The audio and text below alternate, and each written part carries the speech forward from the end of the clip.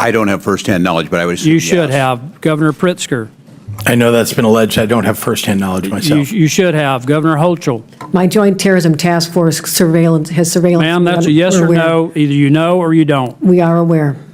That's amazing. Congressman, I don't have direct knowledge of that. Well, I'll help you. Mr.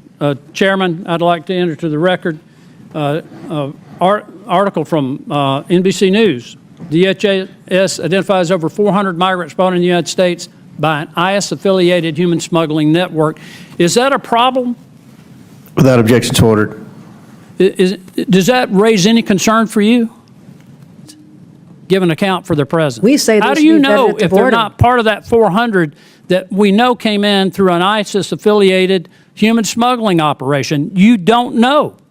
Immigration is one of the most heated debates in America today, and right at the center of that debate is the issue of sanctuary cities and sanctuary states. These are places where local governments limit their cooperation with federal immigration enforcement, arguing that it builds trust with immigrant communities and keeps local policing focused on real crime, not just immigration violations. But critics, especially many Republicans, say sanctuary policies are dangerous. They believe these policies allow criminals and even terrorists to hide in plain sight, protected by local governments that won't help federal agents deport them. Recently, this clash played out in a tense congressional hearing. Representative Gary Palmer from Alabama accused Democratic governors from states like Minnesota, Illinois, and New York of violating federal law by making their states sanctuaries for undocumented immigrants. This is Mr. Palmer from Alabama. Thank you, Mr. Chair. First of all, I want to point out that under Article 6 of the Constitution, the Supremacy Clause, that by declaring your states sanctuary states, you declared your intent to violate federal law. With that, are you aware that illegal aliens with known ties to terrorist organizations are now residing in the United States? That's a yes or no. Quickly, yes or no. Governor Walz. I don't have firsthand knowledge, but I would assume You should yes. have. Governor Pritzker. I know that's been alleged. I don't have firsthand knowledge myself. You should have. Governor Hochul. My Joint Terrorism Task Force surveillance has surveillance. Ma'am, that's a yes We're or aware. no. Either you know or you don't. We are aware. That's amazing. Considering that the Customs Border Patrol reported just in fiscal year 23, 736 encounters with illegal aliens with ties to terrorist organizations. And there's it's 2.2 million estimated gotaways. We have no idea how many known terrorists are in our country. Do you support the arrest and deportation of illegal aliens with ties to terrorist organizations? A yes or no. Governor Walz. If due process is given, certainly. Governor Pritzker. Exactly. We need Governor due Hochul. process before we Hochul. arrest people. Yes or no? Anyone involved in a crime, we Ma'am, cooperate. yes or no? We cooperate when any Ma'am, yes crimes or are- no? We cooperate You with any cannot crimes. give a straight answer, and the answer is you're giving safe harbor to people with ties to terrorist organizations. Are you aware of that? Let me tell you. You're shielding members of known terrorist organizations such as MS-13, Tren de Aragua, Brown Pride Azteca, Barrios Azteca, Serenos, which is otherwise known as SIR-13, and the 18th Street Gang. Those are designated terrorist organizations. Many of these are the people responsible for bringing fentanyl in that's killed, along with other drugs, killed over 100,000 people per year. We're no longer in a war on drugs. We're involved in a war with drugs. These are casualties. Are you aware that the Department of Homeland Security identified over 400 illegal aliens who were smuggled into the United States with the help of an affiliate of ISIS? Are you aware of that, Governor Walz?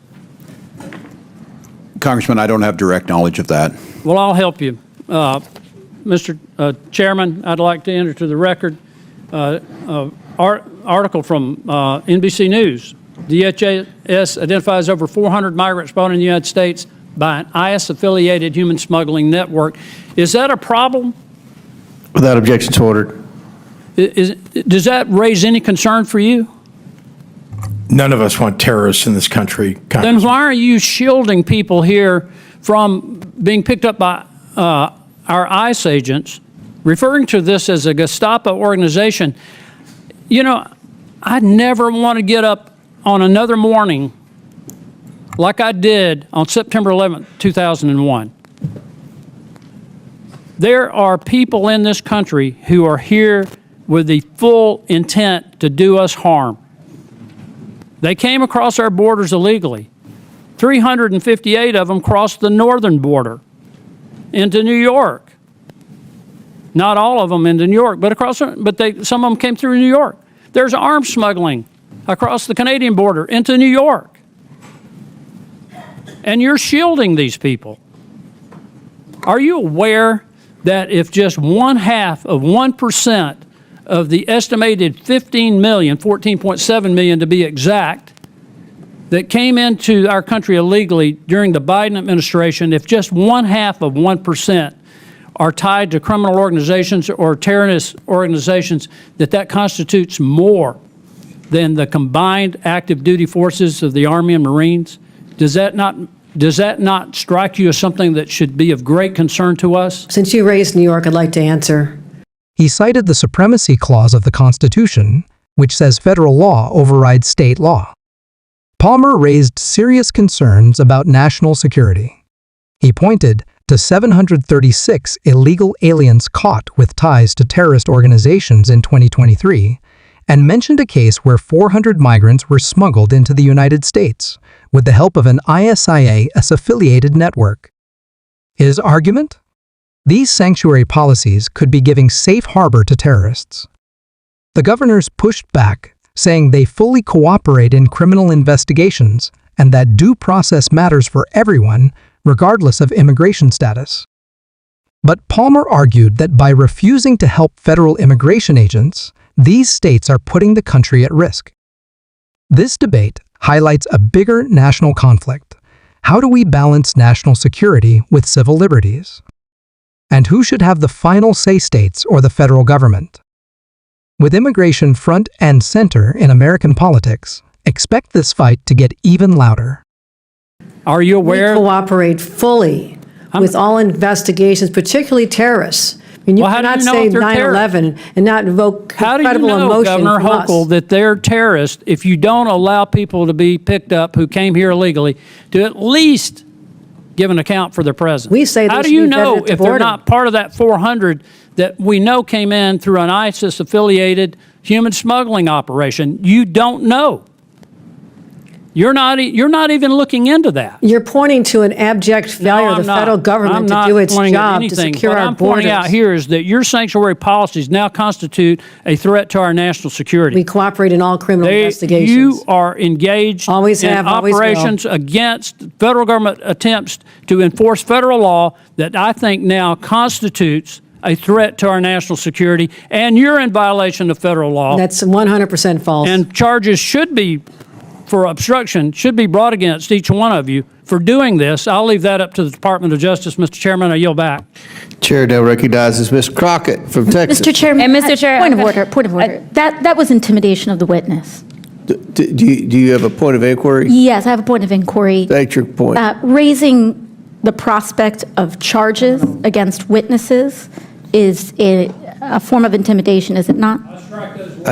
Thank you. I thank you, and I withdraw the question. I appreciate it. Chair recognizes Ms. Crockett.